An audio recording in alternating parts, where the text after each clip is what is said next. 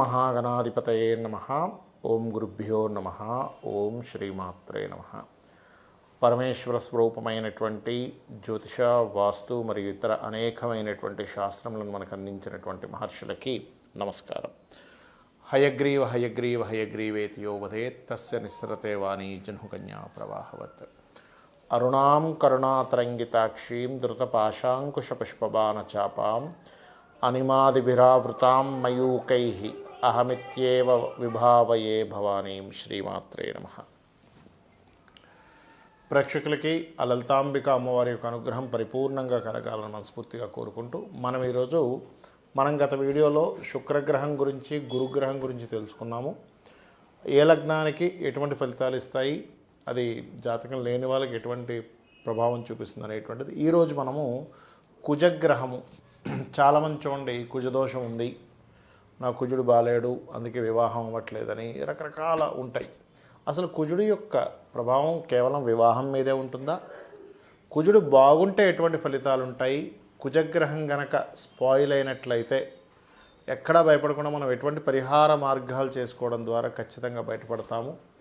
దానం కానివ్వండి, భగవత్ స్మరణ కానివ్వండి, ఏం చేసుకోవాలి, బాగుంటే ఎటువంటి మంచి ఫలితాలు వస్తాయనేటువంటి విషయాలు మనం ఒక్కొక్క లగ్నరీత్యా, మేష లగ్నము, లగ్నం తెలియని వారు రాశి నుంచి చూసుకోండి.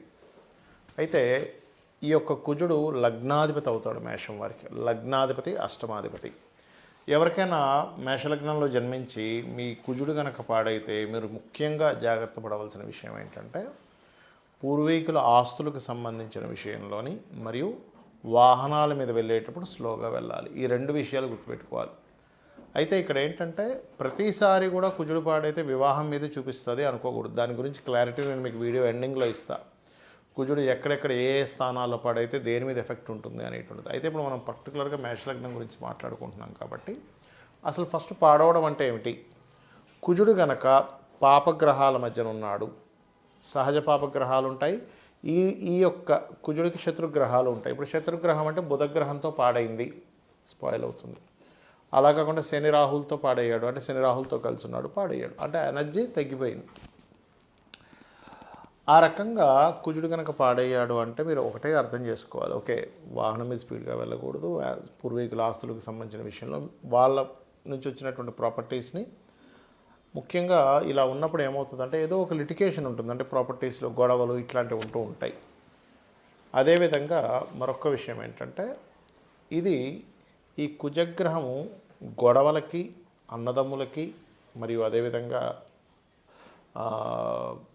ఫ్యాక్టరీస్కి, వీటన్నిటికీ కారకుడు. కొంతమందికి ఏమవుతుందంటే ఇదే కుజుడు లగ్నంలో కాకుండా రెండో స్థానంలో ఉంటాడు.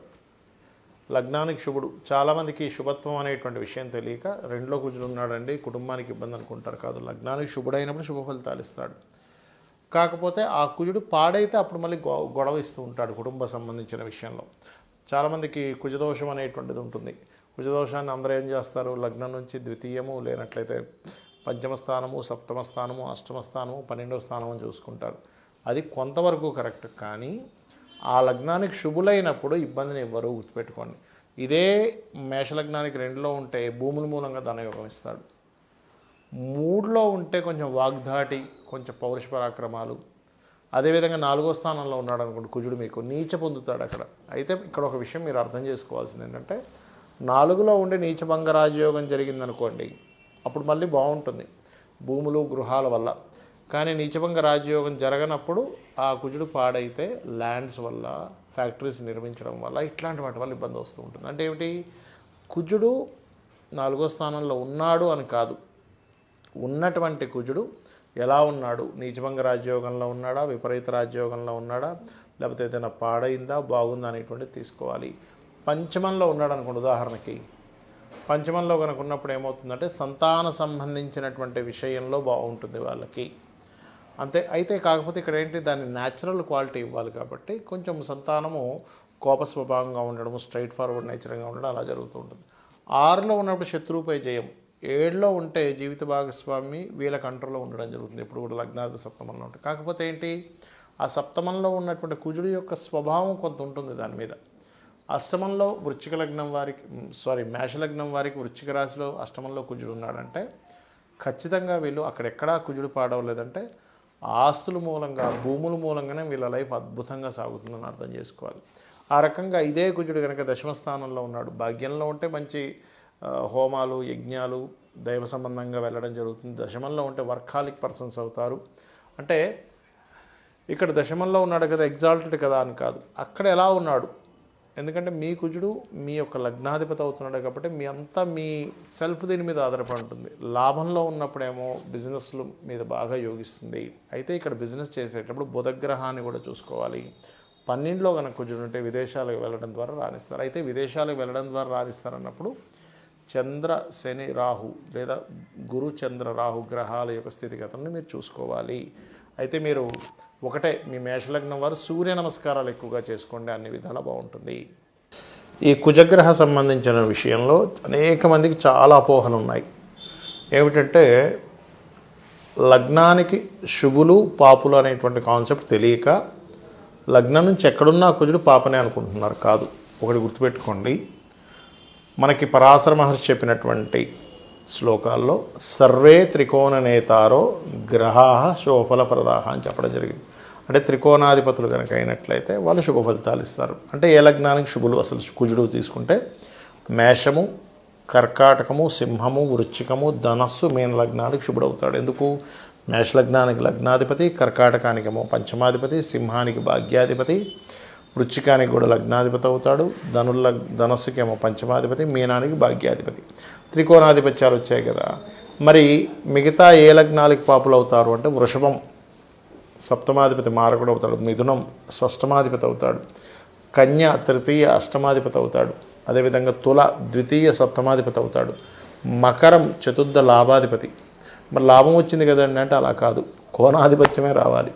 అదేవిధంగా కుంభం తృతీయ దశమాధిపతి. అయితే ఇక్కడ మీరు అర్థం చేసుకోవాల్సింది ఏంటంటే లగ్నానికి శుభుడైనా పాపైనా ఒక్క విషయం, ఆ గ్రహము ఉన్న ప్లానెట్ ఎక్కడైతే ఉందో అక్కడ బాగుందా బాగాలేదా. ఎలా అంటే ఒక్కోసారి చూడండి, మనకి మన ఇంట్లో పర్సనే వ్యసనాలకు గురయ్యాడు, అంటే రకరకాల డ్రింకింగ్స్ కానీ వాటికి వీటికి హ్యాబిట్స్కి గురైపోయాడు.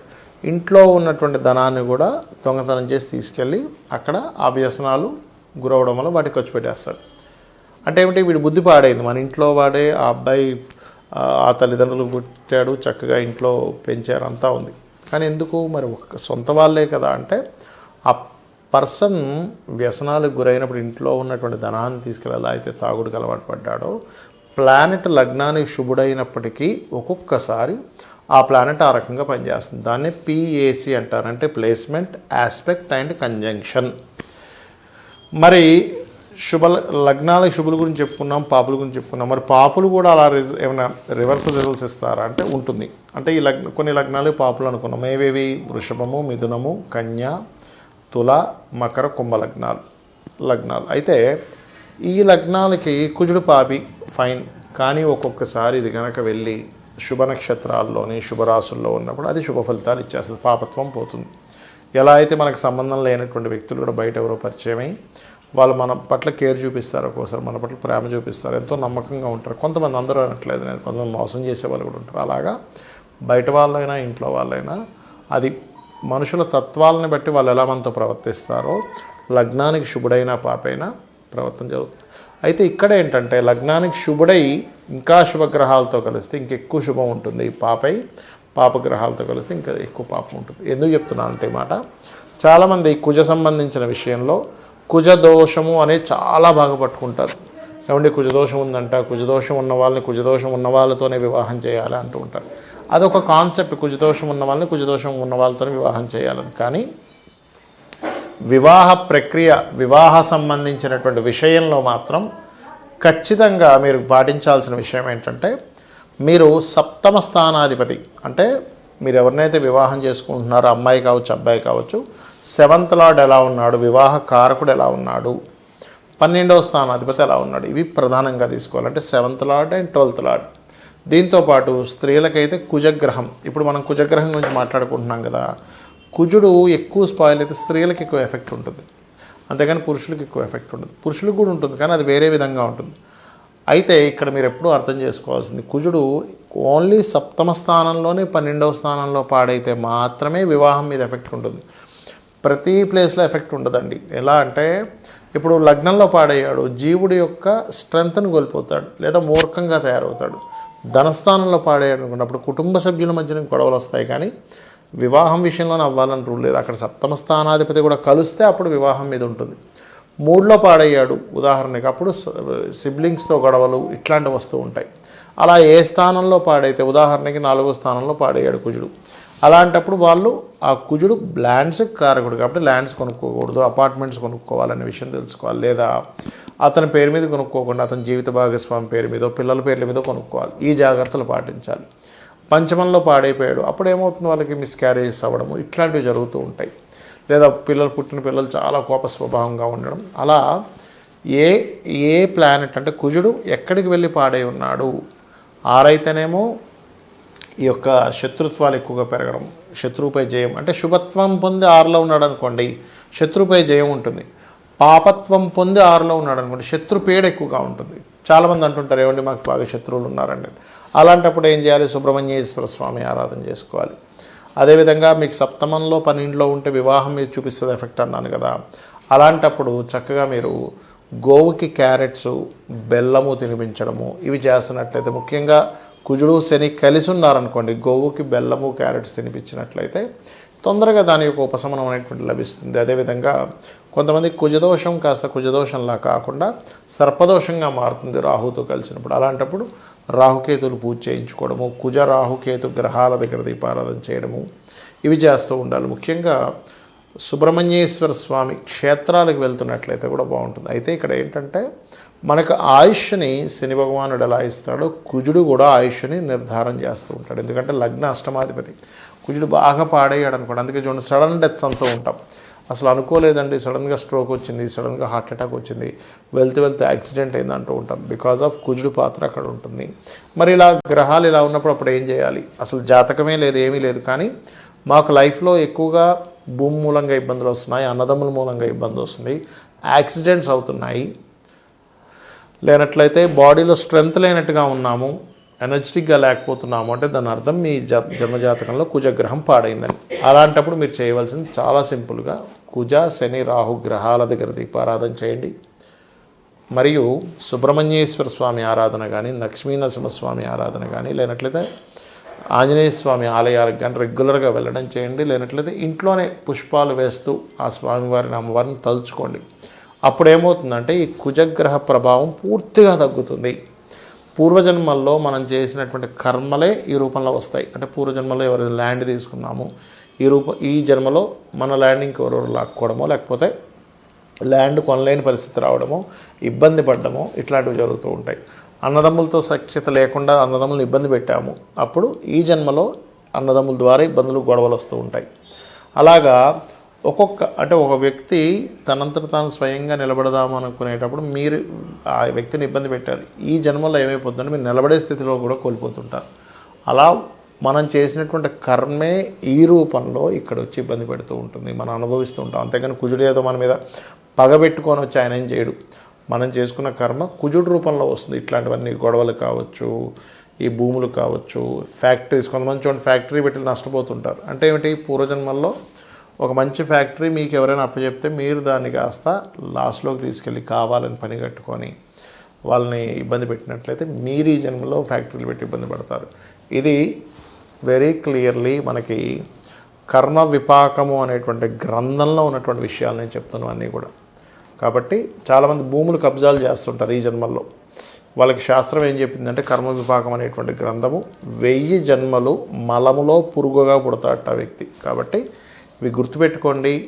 సుబ్రహ్మణ్యేశ్వర స్వామి ఆరాధన చేయండి, అన్ని విధాలా బాగుంటుంది. శ్రీమాత్రే నమః.